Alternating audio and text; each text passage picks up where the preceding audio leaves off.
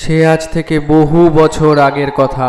আজকের মুর্শিদাবাদ তখন বন জঙ্গলে ঘেরা এক এলাকা। মুর্শিদাবাদের বিখ্যাত চরিত্র রানী ভবানীর দত্তক পুত্র রাজা রামকৃষ্ণ ছিলেন সাধক মানুষ। তিনি মায়ের দর্শন লাভের জন্য ভাগীরথীর একটু দূরে এক স্থানে এক পঞ্চমুণ্ডির আসন স্থাপন করে সাধনা শুরু করেন। কিন্তু সাধনা শেষে মায়ের দর্শন না পেয়ে আকুল রামকৃষ্ণ ভাগীরথীর তীরে নিজের প্রাণ দিতে গেলে সেখানে এক দৈববাণী হয়। ঠিক সময় হলে তিনি রামকৃষ্ণকে দেখা দেবেন। এরপর রামকৃষ্ণ বাংলাদেশের নাটোরে গিয়ে কঠোর সাধনা শুরু করলেন এবং সেই কঠোর সাধনা শেষে সেখানে আবির্ভূত হন স্বয়ং মা কালী। তিনি জানান যেখানে তিনি পঞ্চমুণ্ডির আসন তৈরি করে মুর্শিদাবাদে সাধনা করেছিলেন ঠিক সেখানে একটি গোপন রহস্য লুকিয়ে আছে।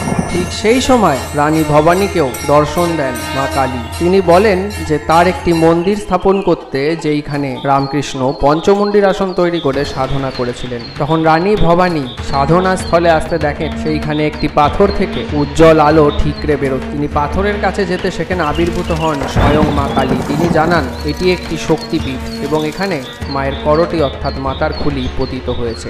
এবং তিনি রানী ভবানীকে আদেশ দেন পঞ্চমুণ্ডির আসনের খানিক ওপরে একটি গর্ভ তৈরি করে তার ভিতরে ওই শিলাটিকে স্থাপন করতে, আর সাধারণ মানুষের সামনে যেন সেটা না আসে। মায়ের আদেশ মতো 1104 বঙ্গাব্দে তিনি প্রতিষ্ঠা করেন কিরিটেশ্বরী মন্দির।